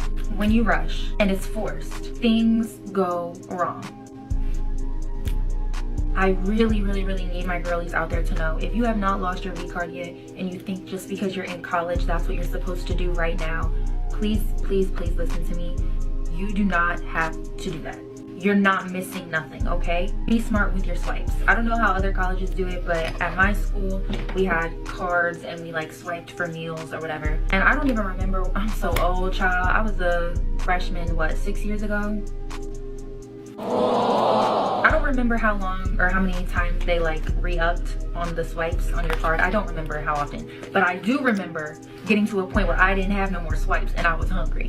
Don't just go blow all your swipes, and definitely not on no man, on a boy. And lastly, relationships. Freshman year, I was not in a relationship. I highly suggest you don't get in a relationship your freshman year of college, especially if you are like me and you're coming from a strict household and you didn't really experience much. That's your time to do what you need to do, experience whatever, be outside, go party, have fun, date multiple people, do your thing, learn about yourself, learn what you like, learn what you don't like. As far as the rest of your college experience, I'm not going to be the one to tell you don't get in a relationship. What I will tell you is, if you are in a relationship, I don't want you to stay in a relationship that is hurting you. Lessons I learned from being in a relationship in college, I will never, ever, ever trade. Like, I won't trade that time. I'm grateful for that time, but it wasn't the best for me. Learn, grow, pay attention to the lessons that you're being taught, and just enjoy it and be safe, okay? And don't forget that you're there for your education. All the other stuff is cool, but you're there to get that degree, babe. Barb, stay in school. This is the last one. I'm Y'all in the were game, asking for this so- video, so here it is. This is how your first week on campus is gonna go. And of course, this is based off of my personal experience and people that I know. But I will say across the board, especially at HBCUs, this is definitely how it usually goes. And I'm in my bonnet, so y'all know I'm really telling y'all the truth. First on the list is moving day. You're probably All right, we're not gonna watch that one. All right, let's see. Let's just see some tips for life. Today is my last day living. And I want to tell Christians, I want to tell people who believe in God, who believe that Jesus came and rose and died for our sins. Oh, it's your last day. When What you you read mean? the Bible, you need to stop reading the Bible in an optimistic way regarding your life. When you open up the Bible and you study the Bible, it's not time for you to look through it and find all the things that justify your poor behavior, that justify the things that you're actually doing when no one is watching. Study the Bible and be the real you. Take that mask off. When you study the Bible, it's you and God. And for real, you need to get real raw and real naked with yourself, because your life is dependent on it. And the lives of others is dependent on it. So if you're studying the Bible and you're quoting scriptures and you're justifying things in the Bible to make your behaviors somehow seem right, you're doing it backwards. Stop studying the Bible to study the mistakes of others and disregard the fact that you're making the exact same mistakes. So let's just say, things that I learned now that I'm did we motherfucking run out grown. of time? Let's get into it. Stop complaining about your weight and do something about it. Yes, he posted on his stories and didn't text you back. Stop holding your breath and move on. Go get your hair done. Go get it done. You're letting yourself go, and I don't like that for you. Do your laundry. It's piling up and you have nothing to wear. Stop getting into your bed with your outside clothes and Right. wash your bed sheets. It's time. Get out of your own way. Stop believing that it can't happen for you. It's not possible for you. That's a lie. Breathe. Unclench your jaw, relax your shoulders, and breathe. It's gonna be okay. Sometimes you don't get what you want because you deserve better. Brush your teeth in the morning and at night. Stop eating because you're bored. Enough. It's time to take that risk you have been so afraid to take. That's gonna take you to the next level. You're having one too many glasses and bottles of wine. It's time to slow down. Line up your friends real quick. I want to see why is it that you're not successful? Why is it that you can't lose the weight? Because the people around you determine how far you're going to go. Wait, it's the end of the semester. Shouldn't you be focused on finals and those papers? Get focused. You will never really know a person until you live with them, divorce them, or fall out with them. Don't worry about when they talk. Worry about when they stop talking. Fold your laundry. Fold it. How you do anything is how you do everything. Now I know you're not talking to the same person that ghosted you. Ain't no way. If no one has told you today, you matter. Your life matters. You matter. Stop leaving the house with crust in your eyes, chapped lips, and bad breath. Dedicate 10 minutes to yourself. He still hasn't proposed and you're trying to convince yourself that you're okay with that? Did you go to the gym today? Because you said you would start. I'm asking. It's time to fix your credit. It's long overdue. You came The from my key to laundry. One of the success is comments say. consistency. You don't need to be the most talented, the most beautiful. You just have to outwork the hardest worker. I went from 400 to 10K followers in a little less than 3 months. I want to share my TikTok strategy with you. No gatekeeping here. I know what you're thinking. You're like, girl, pipe down. You just made it to 10K. But my name's Kiki. I'm a licensed therapist, and I help people break down mental barriers so that they can hit their goals all the time. So who better to listen to than me? I did a lot of research on how to grow your TikTok in 2024, followed creators, watched videos. Nothing was sticking for me, but some things did stand out and actually help my growth. First off, TikTok doesn't hate you. The algorithm is not targeting you. You are putting out selfish content. We don't want to see your lifestyle vlogs if we don't know who you are. And I had to learn that the hard way. Here are the things that worked for me and that helped me grow my account in under 3 months to 10K followers. I had every intention to post 3 to 5 times a day, but that never actually worked out for me. I committed to posting 1 time a day, and if I felt like I didn't want to post, I didn't. So I tried to make sure my videos were all over 1 minute. I went live once a week, and I tried to stay on for at least 1 minute. I utilized SEO heavy every video. If I wasn't using the Creator Search Insight tool, then I went and researched my topic on TikTok. I scrolled down to others search for, copied all of that, and put that in my video, slid it off the screen. And that's how my videos got categorized and pushed out to more people because TikTok knew who to push the video out to. I've been seeing a lot of things about the Creator Search Insight. I think I hopped on the Insight pretty early when it first launched, and every single video that I posted through the Creator Search Insight tool, and that's what started to get my page out of 200 view jail. I didn't want to be boxed into only educational content, even though I am a therapist and I do want to talk about mental health, like I wear other hats. I wanted to showcase all of that. So what I did was I provided educational content. And when I did provide lifestyle content, I still included strategies, tips, and talking points in the voiceovers so that the viewer who didn't know me yet was still getting educational content while I was introducing my lifestyle content. I wasn't on TikTok engaging 10 minutes before or 10 minutes after or things like that. I ain't got time for that. I'm a toddler mom, I'm a wife, and I'm a business owner. What I was doing was intentionally engaging. I would scroll on TikTok as I normally do, and I would make sure I was liking videos that I actually liked, make sure I commented on videos that moved me to comment, but I wasn't strategic in engagement other than what I normally do on TikTok. I tried to stay away from trends at first, and I never do follow trends or anything like that. I was very adamant about taking my time, growing an authentic community who... That's what's up. As you guys know, I went on a 90-day journey just to level up my life, but I want to give you 5 tips. That was her from the last one, right? Things that I learned. You guys know I went on a 90-day journey just to level up my life, but I want to give you 5 tips to level up your look. Number 1 is working out and going to the gym. When your body looks good, you feel good. I don't care what women say on the internet. When we are in shape, when we feel fit, when we feel snatched, and we can throw on any little dress, we feel more confident about going out into the world. So work out for at least 25 minutes a day. Number 2, find a hairstyle that works best for your face shape. Shout out to my girl Tosh, who gave me advice to change my hair.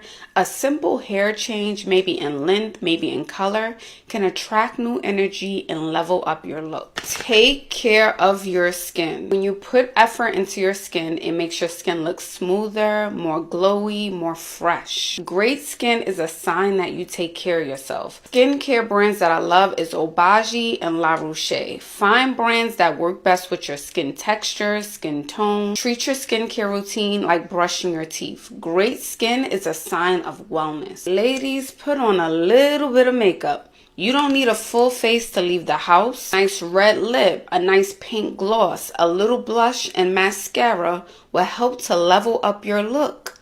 Just a little bit. Don't be afraid to wear color on your lips. Don't be afraid to put a little blush on your cheeks. Wear a little makeup, even if you don't need it. Just a little bit. 5, keep your nails and your toes done. French or like a basic natural pink or natural nude nail or even white is great colors for your nails and toes. No greens, no blues, no yellows. Do something nice, fresh, natural. Love French nails and white toes. Oof. Bonus tip. Start wearing more monochromatic outfits, change up your style, throw away old outfits that no longer serve you. If you have any tips on how to level up your look, feel free to leave them in the comments and follow me. Let's have some fun. All right.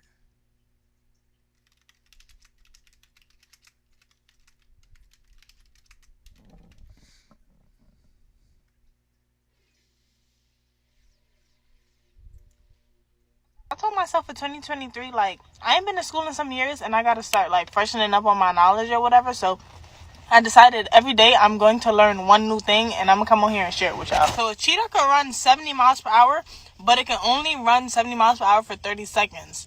A greyhound, the dog, can run 35 miles per hour for 7 miles. So dang. If a greyhound is ever chasing you, you're done. And did y'all know that when dogs be kicking the dirt after they go use the bathroom, they're not doing that to cover it up. They're doing that to mark their territory. Apparently, they have, like, scent glands underneath their paws. I don't even know. And did y'all know that when you pet a dog, both of y'all blood pressure go down? What? That is crazy. I know I said I was only going to learn one thing, but, like, knowledge is power. That's my girl. What is that? W. Mm-hmm. Uh-huh. But what is the picture? Wig. And what did you say? No, what did you say about mommy? Mommy have a wig.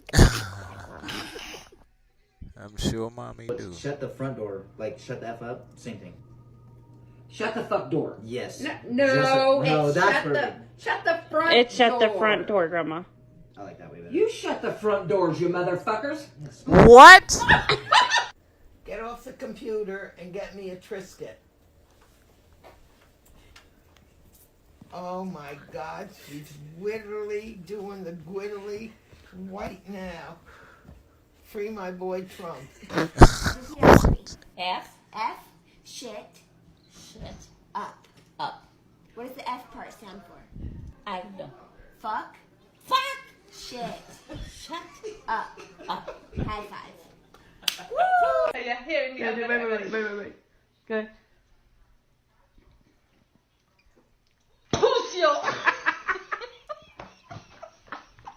Hey, Siri, give me definition of coochie. Woman's genitals. Probably short for coochie or hoochie. Sorry, y'all. The mic go was on loud. Instagram, right? I see some posts. The location said Southampton, Massachusetts. I'm like, what the fuck? Southampton? Okay. I've been trying to figure out what my son been saying for like 15 minutes. What did you want, Gash? A crab. A what? A crab. A crab. A crab. He wants to see crabs on TikTok. Okay, I have 5 M&Ms. I have to go use the potty real quick, okay? Okay. Don't touch the M&Ms until I get back, okay? Okay. Don't touch them until I get back, all right? Okay, I won't. When I get back, you can have them, but don't touch them until I get back. Okay, Mama. All right.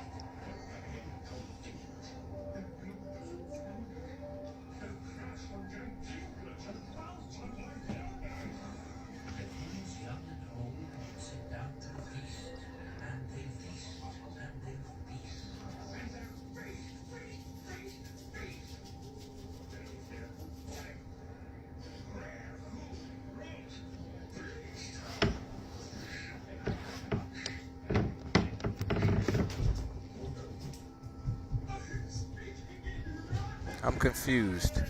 So I wasn't watching, so I don't know what happened. Yeah, Ready or not, here I come. 3, 4, 5, 6, 7. yeah, Ready or not, here I come. 3, 2, 1, 2, 3, 4. Ready or not, here I come. She clearly doesn't like my new hairstyle.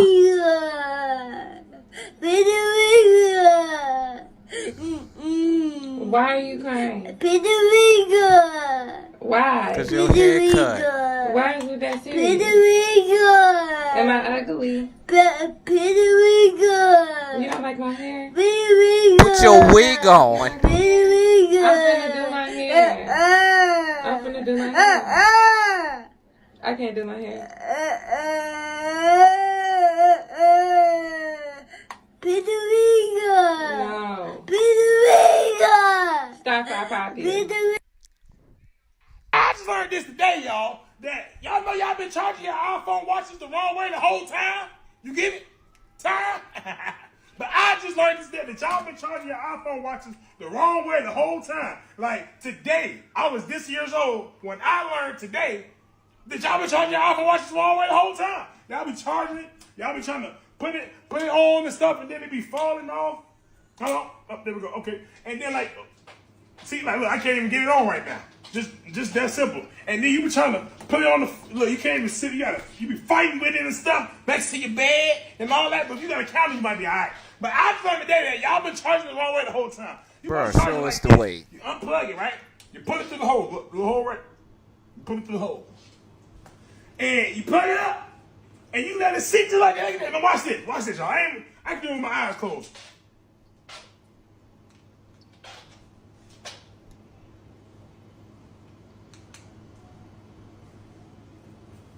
Huh? I just learned this today, y'all. That you can do that with your eyes closed. Look, and it sit up perfect. Look, no movement, no nothing. I just learned this today. Where are you? Oh, there you are. Do you like my new tie-dye shirt? I made it myself with watermelon and oranges. Oh, look, a door to close. Did you already shut this door without me? You know how I love shutting doors.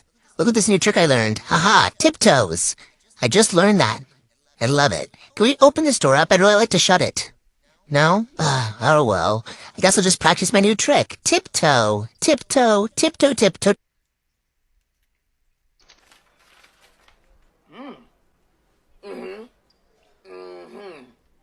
Oh, yeah. I know some of these words. I know some of these words.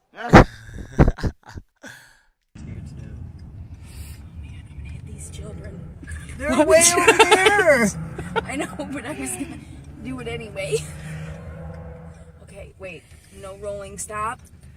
Right? Yeah, I you can't wanna do a stop full up by stop. the stop sign. I know, I was too Okay. far back. It's been a minute. Okay. I haven't even had to like hardly use the gas. It's Because we haven't went over 10 miles an hour. I know, I haven't even hit 25. I don't like it. Why do I actually have to drive? This isn't for me. I was made to be a passenger princess. Not today. Wait, wait. Look at the sun. Where's my car? This is like some jump scare shit. Now I do remember I can go slow around corners because Yeah, but you want to start turning before. I guess You are on the other I'm side on the of the wrong road. side of the road.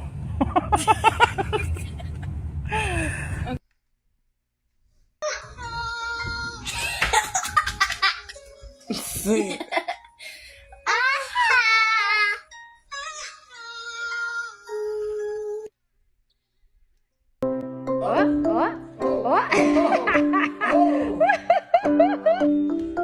Hey, amiga. Ooh, yeah. Ooh, oh. Ooh. Hopp, hopp. Hopp. Oj, så flink. Du får noen lårmuskler. So I may be just a little embarrassed to admit this right now, but I was 8 years old when I found out that marshmallow was spelled with an A and not an E. So it's marshmallow? Did anybody else know that? Or am I just like not smart? Now somebody, anybody, everybody scream!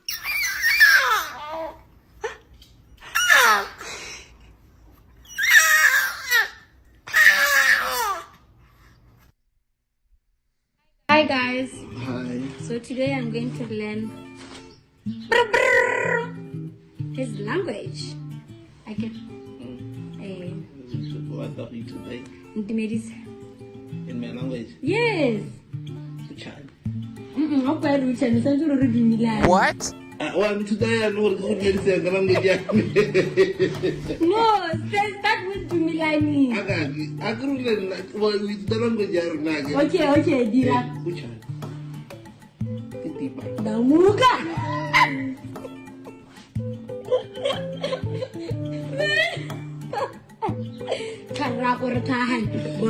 Okay, let's do this. Teach me like a normal conversation. Okay, Dumelang, how are you? And then we start. Dumilani again. Dumilani. Yes. Mamuka chini. Kamuka. Arjele. Irujala. Alijile. Maja. Hey! What you up to? I'm finna go to the store. You talking about finna? Go, girl. Finna. You a big girl. What you got? Okay, I got a few words. What about playing around? No, they piddling. What? Bunch of piddling around. Piddling. I ain't never heard that. What about kindergarten? Kindergarten? No. Kindergarten. We say kindergarten. Kindergarten. Oh, my baby about to go to kindergarten. Kindergarten. Yeah. What about, do you have sleepovers with pillows and blankets? We spend the night. Right. They ask, Mama, can she spend the night? Spend the night. Yeah, you're going to lay on that pallet. Right. On that On the pallet. pillows and blanket. We say make a pallet. Same thing. Make that pallet. That's homage with You the go door. sleep Right. on that floor. Exactly. That's On the exactly floor? what I thought about. Yeah, flow. On the floor. She hit the flow. Next thing you know, Shawty got low. See, they all rhyme. Flow, show, flow. Yeah, no. What about borrow? Borrow? Bar. Borrow. Yeah, borrow something. Borrow. Bar. Can I borrow $1? Borrow. Can I borrow some sugar? What about vehicle? Vehicle? Vehicle. That your vehicle That's about to your get vehicle? towed? Vehicle. We don't even be trying. We just be talking. What about school? School? No, school. It's so cute. School. No, She school. said school. Vehicle. School. What about school? School? No, school. It's so cute. School. No, school. School. What school you go to? School. What school your baby go to? School. School. pants? Do you do pants? Yeah, you hear pants sometimes, but you hear britches too. Boy, pull up them britches. Britches? I bought me some new britches. Britches? Okay, what about, did you eat yet? Sort of, but they were kind of running together. Did you eat yet? Eat yet? I ain't had time to get over that yet. Did you eat yet? Yet. Yeah. What about a sweater? Can we call it a sweater? No, it's sweater. Sweater. I bought me a new sweater. A sweater. Okay. Sweater. Hey girl, let me get off of here, okay? I'm at my lunch break, so I'll holler at you later. Okay. Okay. Talk to you later. Talk to you later. Bye. Bye. Bali. Do it again. Do it again. You got a friend.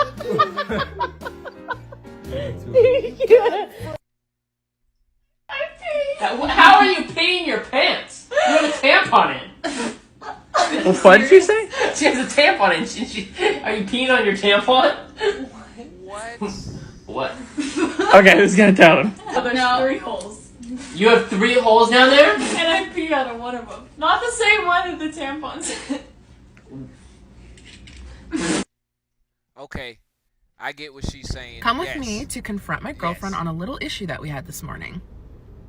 That just made my whole world. So in our relationship, we try and prioritize communication and I have to honesty. pause for a second. Mhm. He said, And so "Are I'm you going to peeing communicate with your honestly how you made me feel this morning. What happens? You're saying that you don't even know. Help him. You have no idea what I'm about to say. You don't even know what I'm about to confront you on. It's something that happened this morning. Oh my God. This morning, we got up probably 8:15. It was pretty early. We got ready for the day, all these things, and you didn't kiss me until 11. After 11. And actually, we know.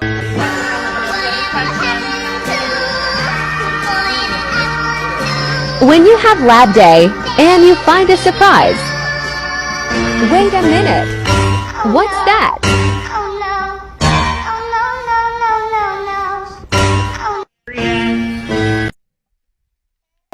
Stop. I'm gonna teach you something. Okay. A, A, B, B, C, D, E. E. No. E. E. You have to go like this. Look. E. E. Good job. F. F. This is what it looks like when you learn new elements. At first it looked good, but then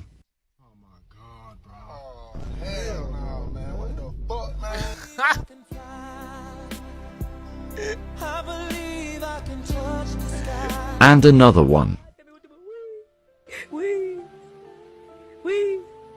Oh my God. Hold on, that one was funny. This is what it looks like when you learn new elements. At first it looked good, but then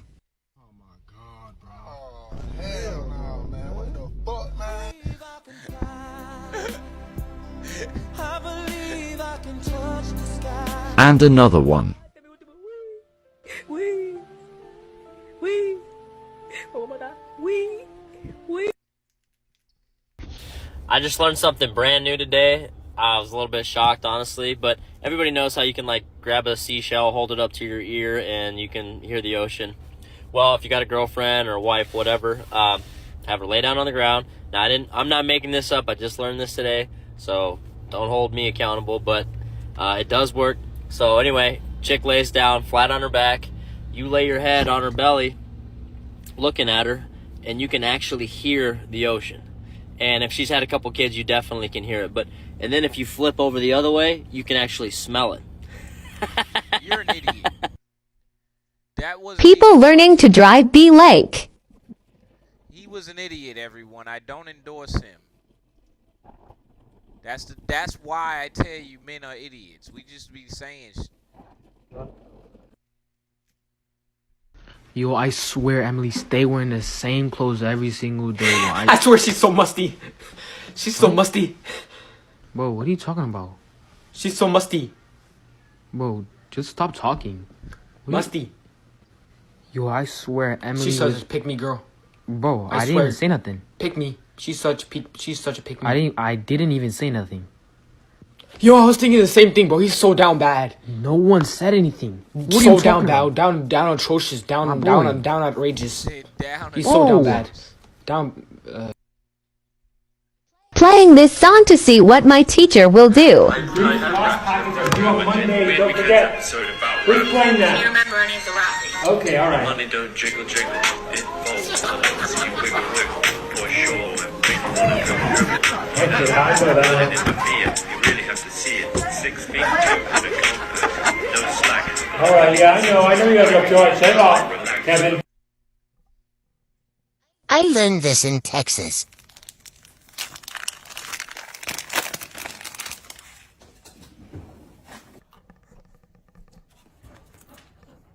Why y'all be doing it like that, though?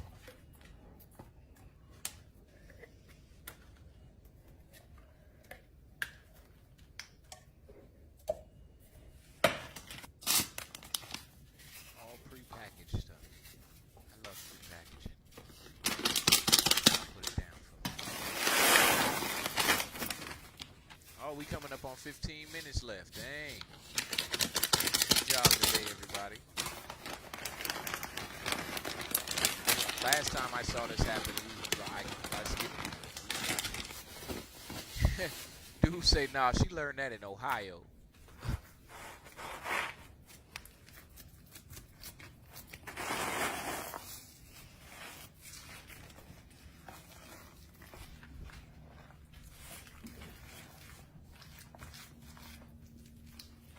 Say, nah, she learned that in Ohio. That's my girl. You better mash that shit together, girl. Mash it, girl. Sauce it. Whoever holding the camera, you better hold it.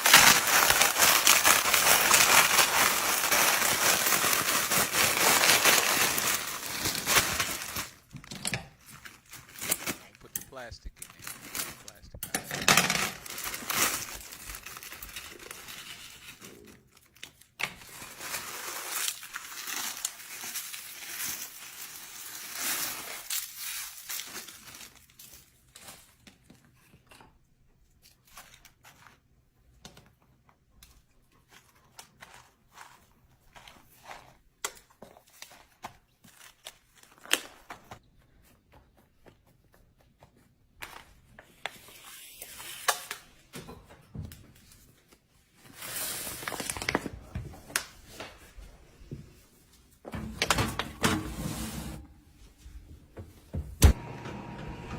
That's heavy.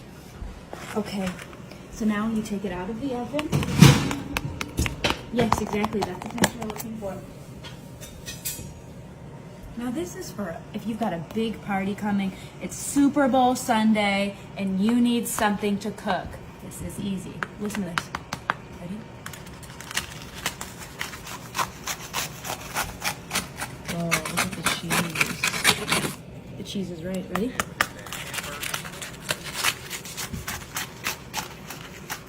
And is it a dip or a meal? So it can be whatever you want it to be. You want this to be a dip? It's a dip. You want this to be, like a pie, like a hot dish? It's a hot dish. The reason I have put the big cheese in the middle is for vegetarians. They can't have the meat. Remember, I moved all the meat aside? Then they can just have the cheesy part and not worry about anything else. Girl, you put meat all through that shit. Look at that. It's Now raw. this is a little underdone. So should I cook it longer? Do you think I need to cook it longer? Yeah. But you can eat meat like that, right? It's just no. It's just medium rare. Okay, I think it's okay. Look at that. Yeah, she was so playing cheesy. with this. She just wasted all that. I don't think the meat is cooked. I don't either, but the rest of it is good. So just more time in the oven and maybe covering it with tin foil. Yeah, maybe just cook the meat a little more. Yeah. Because that looks a little raw. It does look a little raw. Yeah, you. You're right. Yeah! He's dying! Zoinks! Zoinks! Zoinks! You're right. Yeah! He's dying! Zoinks! Zoinks! Zoinks! Back there.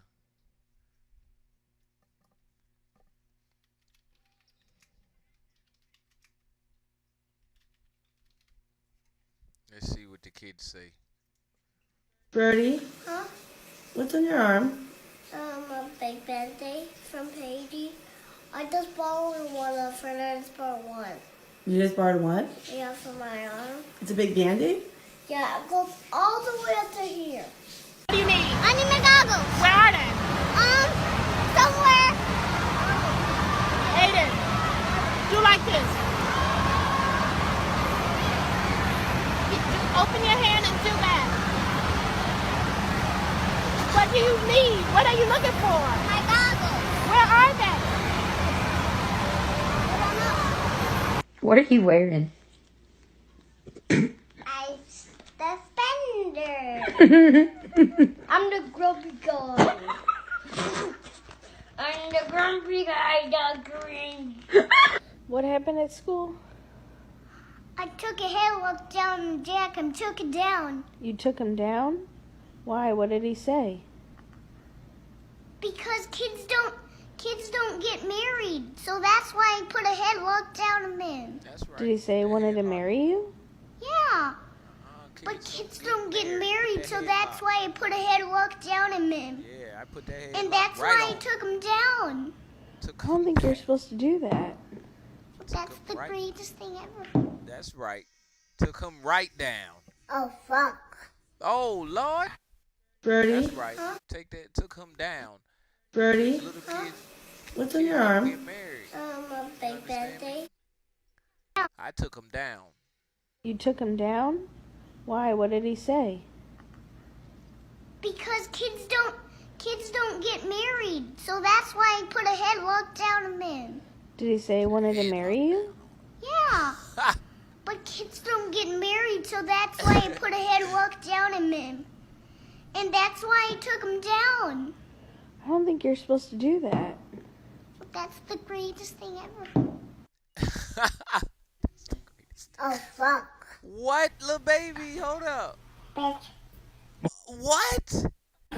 Hold up. Oh, fuck. Bitch. Hey, Mara, how's that apple juice?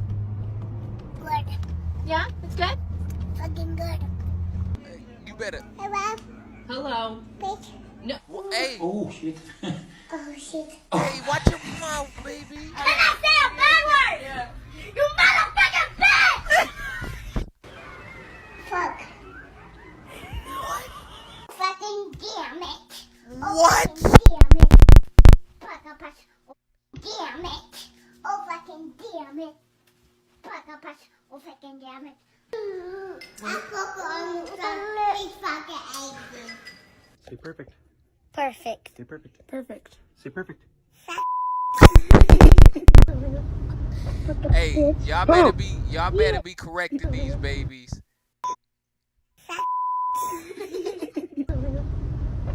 Bitch. Who? Yeah, I mean now Hold you up, know. hold up, What? little man. Come here. I mean now you bitch. Who? Yeah, I mean now you know. What? And I love you.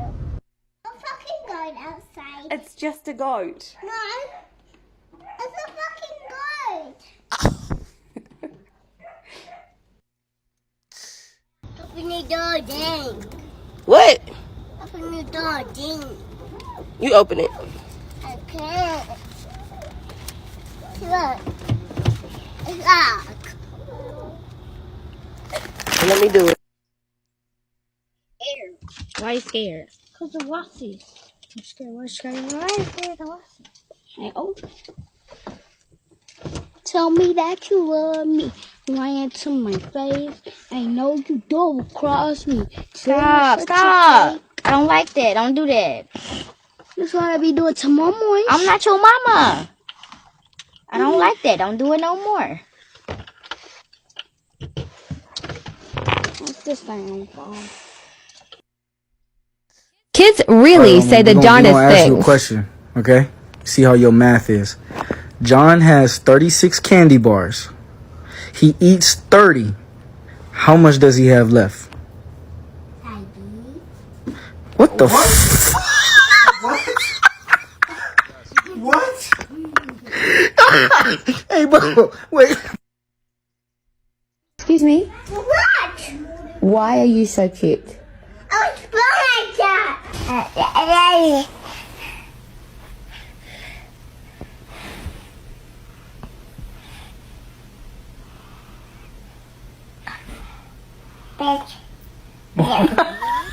Why? What does mommy say? I don't know.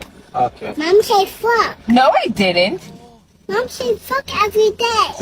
What? Mom said fuck every day. No, I don't. Yes, I did. You don't repeat that.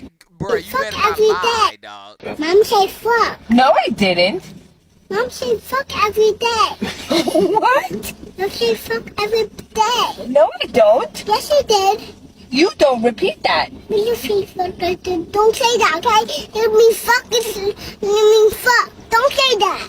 Okay, you don't say it either. You hear me? Mommy, don't fuck, okay? I won't fuck. That mommy said so. What'd she say about did she drive on the beach at all? No. He said, James, get back over here. And mommy said, James, get back over here. That mom said bad words. Alright, y'all. I don't have any milk in my nipples. Alright, y'all. We coming up on our last, 10 minutes. That's funny. That picture is funny. New post bar. Oh, the newsletter. Alright, y'all. We coming up. How about the adults stop cursing around these babies? Right? Hey, we can't help it, man. We try. Psych. Let me not say that because now you about to get on me. Alright, so we going to get up out of here. We coming up on the last 5 minutes. Today was great. Just remember, getting started is happening every single time, every single day. Like you're getting started with your day, you're getting started with work, you're getting started, school is getting started, whatever it is that's starting, it's get into it. I don't know what else to say. I'm trying to find my words. Other than that, we starting the week. So this has been Mindful Mondays. Tomorrow is Tech Tuesdays. We're gonna keep this tradition going. I'm finding other sources to get y'all this information out to y'all. This has been good. We're going to go finish this video off with some more life advice. First time. I ain't saying nothing. Some more life advice, and we're going to get up out of here.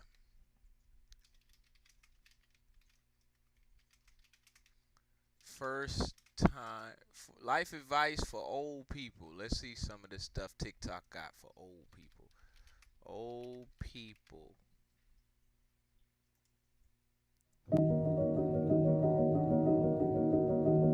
Please have talking. I have a formula called SHIELD. S, sleep, 7 hours. H, how to handle stress, meditate. I, interaction, engage in conversation, have relationships. What's the E, dude?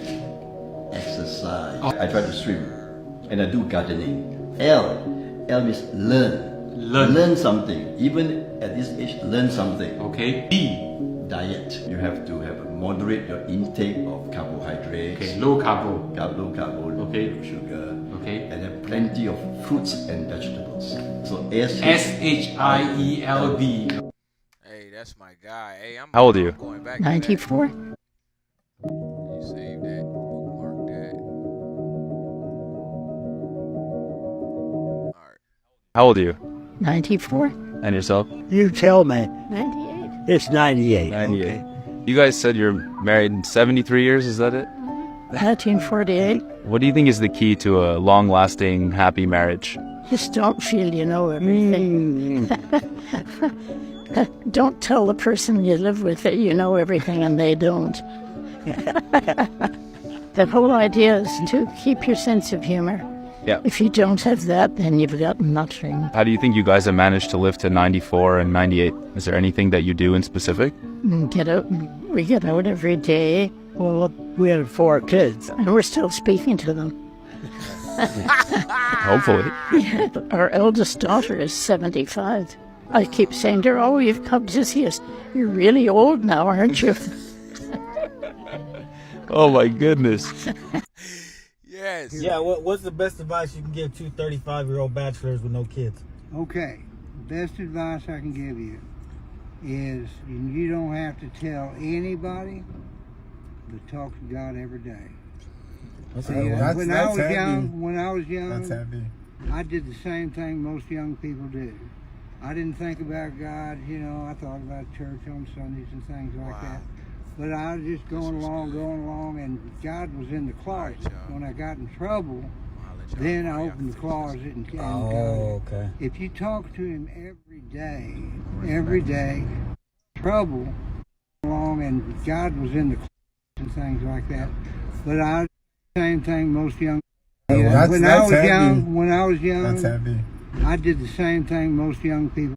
Give to 35-year-old bachelors with no kids. Okay. Best advice I can give you is you don't have to tell anybody, but talk to God every day. When I was young, that's heavy. I did the same thing most young people do. I didn't think about God, you know, I thought about church on Sundays and things like that.